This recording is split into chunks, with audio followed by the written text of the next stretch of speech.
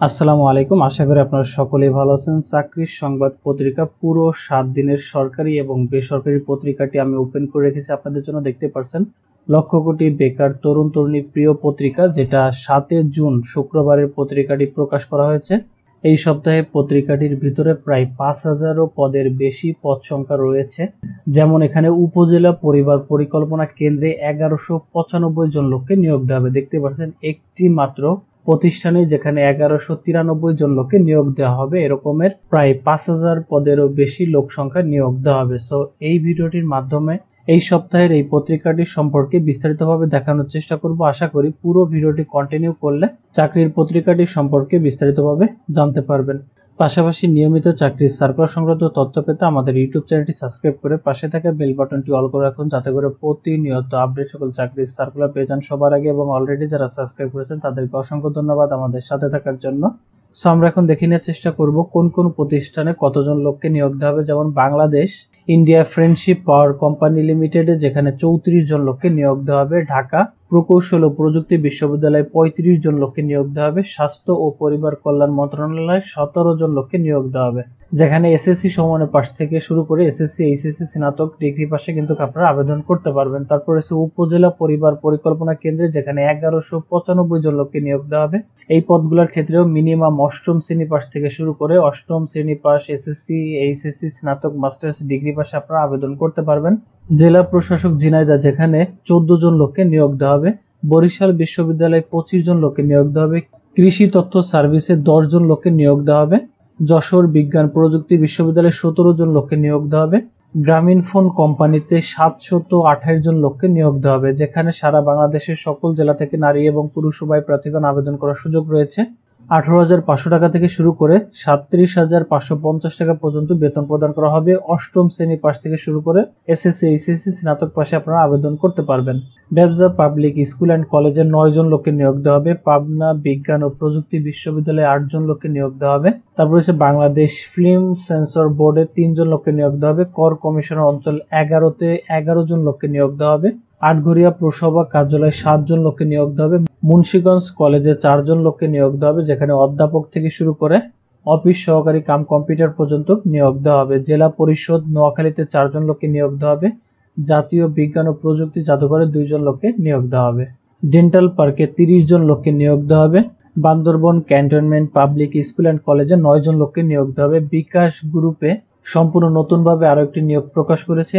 ACI গ্রুপে 20 জন লোককে নিয়োগ দেওয়া হবে, যেখানে সারা বাংলাদেশের সকল জেলা থেকে নারী পুরুষ আবেদন করার সুযোগ রয়েছে। যমুনা ইলেকট্রনিক্স অ্যান্ড অটোমোবাইলে 35 জন লোককে নিয়োগ দেওয়া হবে। সিঙ্গার বাংলাদেশ লিমিটেডে 10 জন লোককে নিয়োগ দেওয়া হবে। বাংলাদেশ চায়না রিনিউয়েবল এনার্জিতে সম্পূর্ণ নতুন আরো একটি চাকরির সার্কুলার প্রকাশ করেছে। ইসলামী বিশ্ববিদ্যালয়ে 2 জন লোককে নিয়োগ দেওয়া হবে। তারপরে উত্তরা ব্যাংক পিএলসি তে সম্পূর্ণ নতুন নিয়োগ প্রকাশ করেছে। খুলনা প্রকৌশলী প্রযুক্তি বিশ্ববিদ্যালয়ে 2 জন লোককে নিয়োগ দেওয়া হবে। বাংলাদেশ নেভাল একাডেমিতে নতুন নিয়োগ প্রকাশ করেছে। কন্টিনেন্টাল ইন্স্যুরেন্স লিমিটেডে সম্পূর্ণ নতুন নিয়োগ প্রকাশ করেছে। বরিশাল সার্জিক্যাল লিমিটেডে 28 জন লোককে নিয়োগ দেওয়া হবে। ঢাকা ওয়াসাতে সম্পূর্ণ নতুন প্রকাশ করেছে নিয়োগ বিজ্ঞপ্তি। পাশাপাশি পত্রিকাটির ডান পাশে যদি খেয়াল করেন, এখানে কিন্তু প্রাইভেট কোম্পানি সেক্টরের জন্য আলাদা একটি কলাম তৈরি করা রয়েছে। যেমন এক নজরে জবের সংবাদ, আমরা একটু প্রাইভেট কোম্পানিগুলোর জবগুলো দেখে নিব।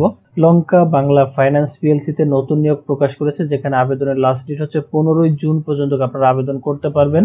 প্রাণ গ্রুপে নতুন নিয়োগ প্রকাশ করেছে, যেখানে 29 জুন পর্যন্ত আবেদন করা যাবে।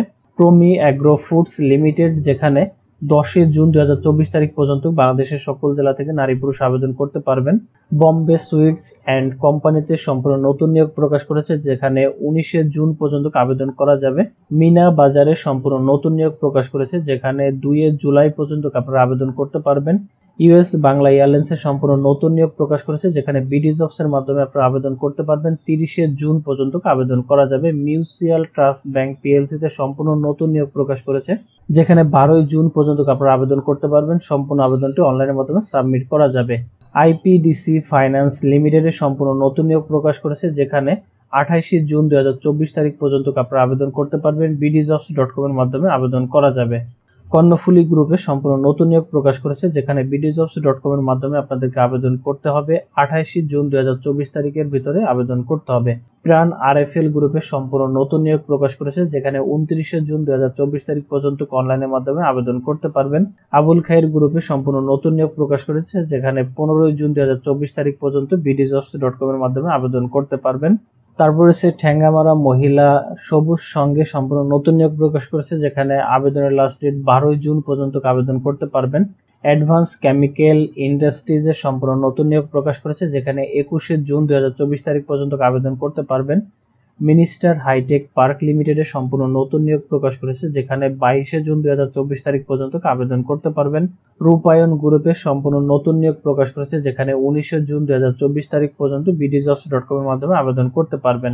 পলমল গ্রুপ অফ ইন্ডাস্ট্রিজের সম্পূর্ণ নতুন নিয়োগ প্রকাশ করেছে, যেখানে 18 জুন 2024 তারিখ পর্যন্ত আবেদন করতে পারবেন। এবং সর্বশেষ যমুনা গ্রুপের সম্পূর্ণ নতুন নিয়োগ প্রকাশ করেছে, যেখানে 11 জুন 2024 তারিখ পর্যন্ত bdjobs.com এর মাধ্যমে আবেদন করতে পারবেন। এখানে যে কয়েকটি কোম্পানির সার্কুলার আমরা দেখে নিলাম, প্রত্যেকটি পদের ক্ষেত্রে বা প্রত্যেকটি সার্কুলারটির ক্ষেত্রে বাংলাদেশের সকল জেলা থেকে নারী এবং পুরুষ উভয় প্রার্থীগণ আবেদন করতে পারবেন। সো আশা করি আপনারা আপনাদের আবেদনটি খুব সহজে সাবমিট করতে পারবেন। আর যদি কোনো প্রবলেম হয় কমেন্ট করে জানাবেন, সমাধান করতে চেষ্টা করব। ভিডিওটি এখানে শেষ করছি, আবারও ফিরে আসবো নতুন কোনো চাকরির সার্কুলার নিয়ে। তত সময় ভালো থাকবেন, আল্লাহ হাফেজ।